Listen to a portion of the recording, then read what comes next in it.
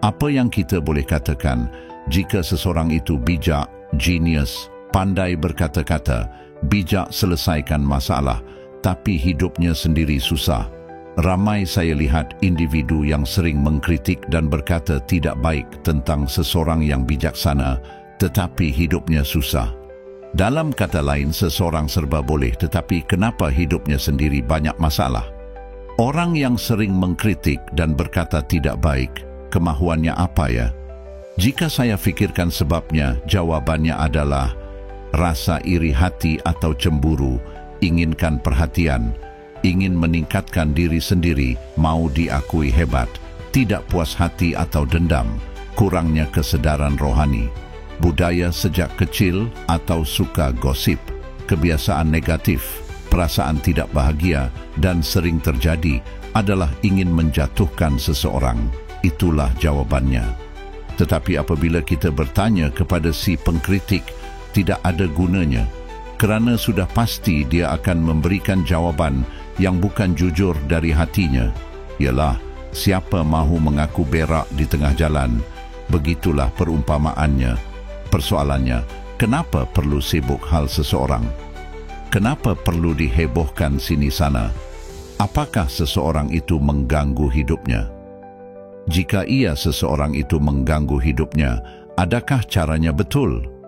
Di mana undang-undang yang telah tersedia untuk dia gunakan untuk mengadili seseorang itu? Nampak sangat ya sahabatku, individu tersebut sebenarnya merasa tidak puas hati dengan kelebihan yang ada pada seseorang itu.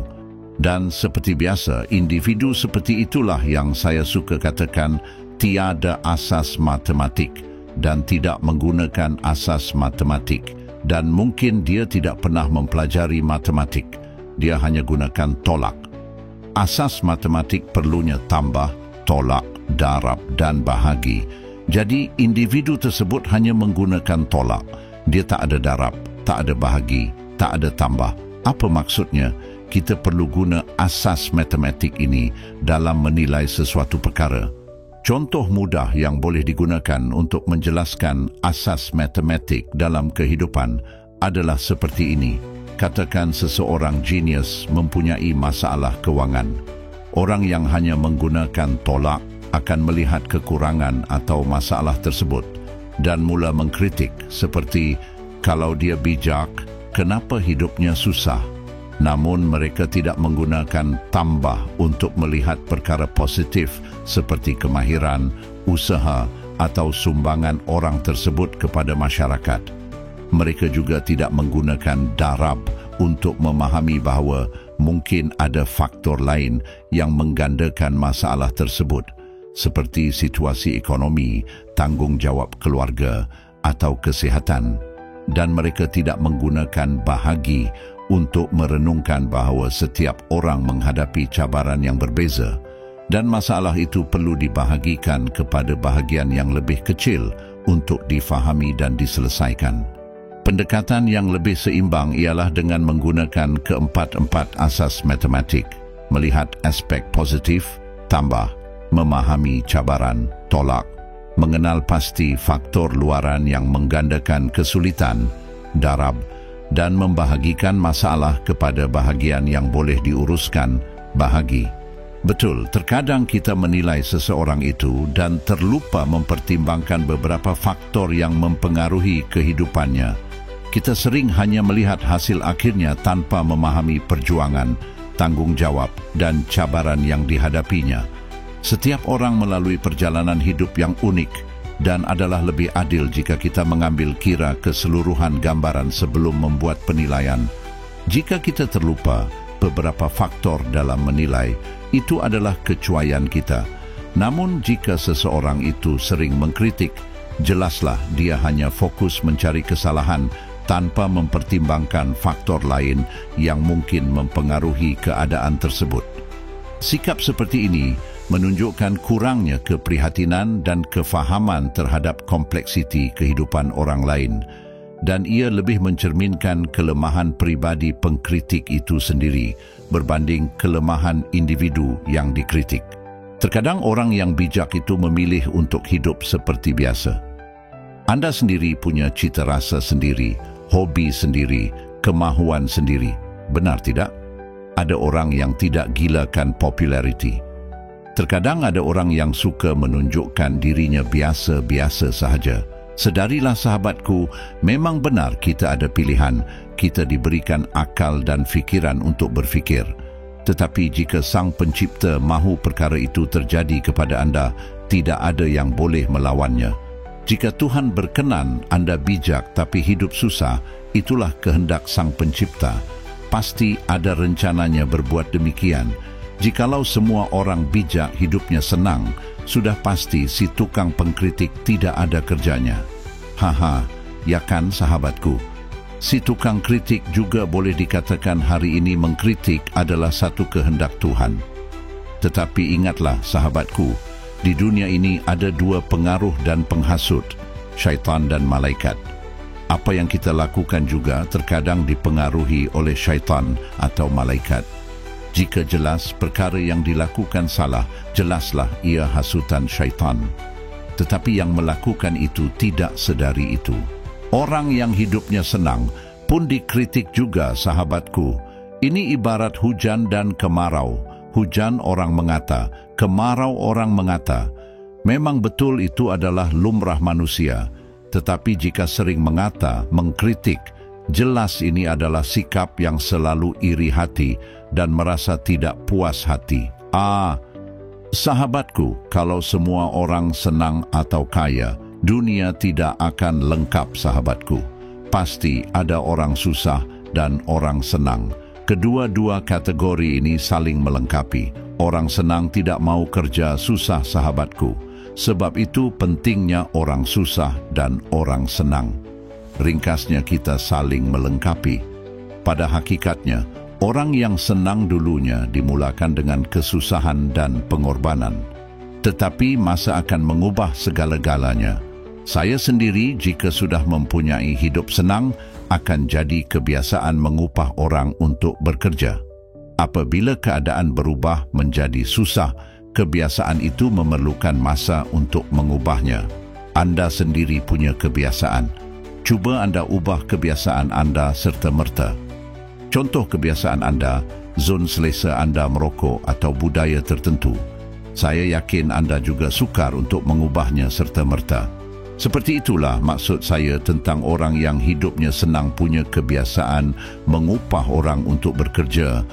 Ialah, hidup senang, gunalah kesenangan itu untuk memberikan rezeki kepada orang lain kan. Jadi jika tidak ada orang susah dan orang senang, dunia tidak akan lengkap, tidak ada corak kehidupan manusia. Oleh itu, apapun keadaan kita, siapapun itu, susah atau senang hidupnya, itu adalah kehendak Sang Pencipta tentang seseorang.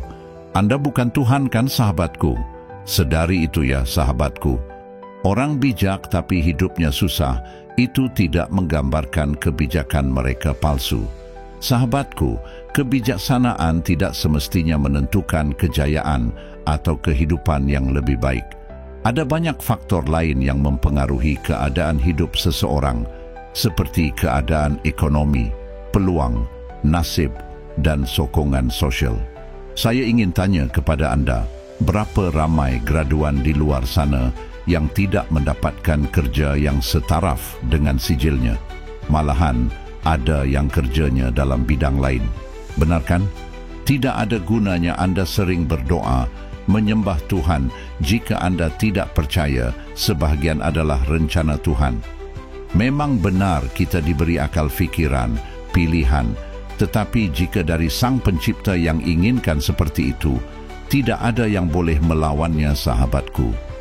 Berusahalah sekerasnya, jika Tuhan belum izinkan, pasti tidak ada hasilnya.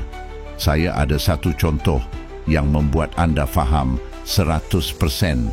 Anda memandu berhati-hati, macam mana pun caranya anda memandu berhati-hati. Jika orang lain yang membuat silap terkena pada anda, mati juga kan?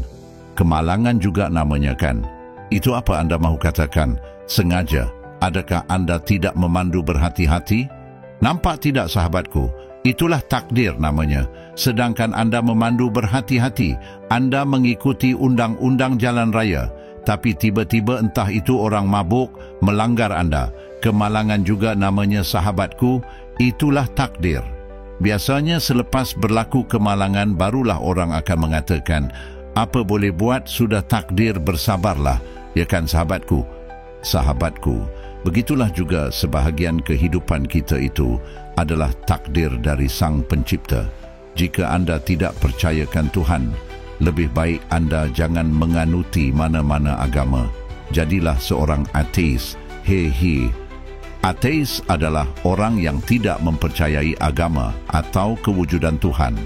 Ateis adalah seseorang yang menolak atau tidak mempercayai konsep ketuhanan atau dewa-dewa dalam mana-mana agama, atau Anda tergolong dalam agnostik. Agnostik adalah seseorang yang tidak yakin atau ragu-ragu mengenai kewujudan Tuhan atau perkara gaib, tetapi tidak menolak kemungkinan kewujudan Tuhan.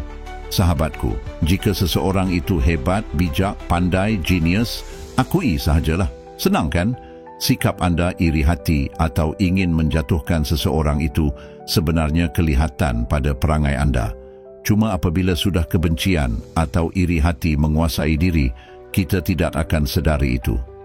Jika benar seseorang itu genius, tidak salah Anda akuinya. Anda juga punya kehebatan dari sudut lain. Cuma orang tidak mahu akui itu. Kita semua punya kehebatan, kelebihan, kekurangan masing-masing. Cumanya kehebatan, kelebihan dan kekurangan itu mungkin berbeza. Contohnya Anda hebat dari segi memberikan pendapat, biasanya pendapat Anda lebih bernas. Manakala Anda juga punya kekurangan dari sudut lain. Seperti itulah orang lain juga punya kelebihan tersendiri, versi tersendiri. Ya kan sahabatku? Seringkali kehebatan kita itu enggan diakui oleh orang yang tidak mahu mengakuinya kerana adanya sifat ego dalam dirinya. Cumanya sama seperti yang saya katakan tadi. Jika semua orang kehebatannya sama, contoh seseorang itu hebat melukis. Semua orang di dunia hebat melukis. Apalah artinya sahabatku? Nampak tidak? Atau Anda ingin menguasai semua kehebatan? Tidak mungkinlah sahabatku. Jangan bermimpi. Tiada manusia yang mampu kuasai semua bidang. Tuhan telah aturkan segalanya sahabatku. Okeylah sahabatku, sebagai kata penutup, mari kita renungkan. Setiap manusia di dunia ini punya jalan hidup dan ujian yang berbeza. Kebijaksanaan, kepandaian atau kehebatan seseorang tidak menjamin hidup yang sempurna dan bebas dari cabaran. Kehidupan ini adalah gabungan antara usaha, doa, takdir dan ujian yang perlu kita hadapi dengan hati yang terbuka. Sebelum kita menilai atau mengkritik seseorang, mari kita gunakan asas matematik. Dalam menilai kehidupan, tambahkan empati, tolakkan prasangka, gandakan kefahaman, dan bahagikan penghakiman yang adil. Setiap individu punya kelebihan dan kekurangan, dan kita perlu menghargai perbezaan ini dengan hati yang lapang. Ingatlah, kekayaan sebenar bukan terletak pada apa yang kita miliki atau prestasi kita di mata dunia, tetapi pada kedamaian dan kebahagiaan dalam menerima takdir Tuhan. Hargai kelebihan yang kita miliki, akui kelebihan orang lain, dan teruslah berbuat baik. Kehidupan ini adalah tentang melengkapi satu sama lain, bukan tentang menjatuhkan. Terima kasih sahabatku telah menonton video ini. Saya doakan Anda selalu ceria dan tetap semangat melakukan kebaikan. Jangan lupa subscribe, like, share dan komen. Saya akhiri, jutaan terima kasih sahabatku.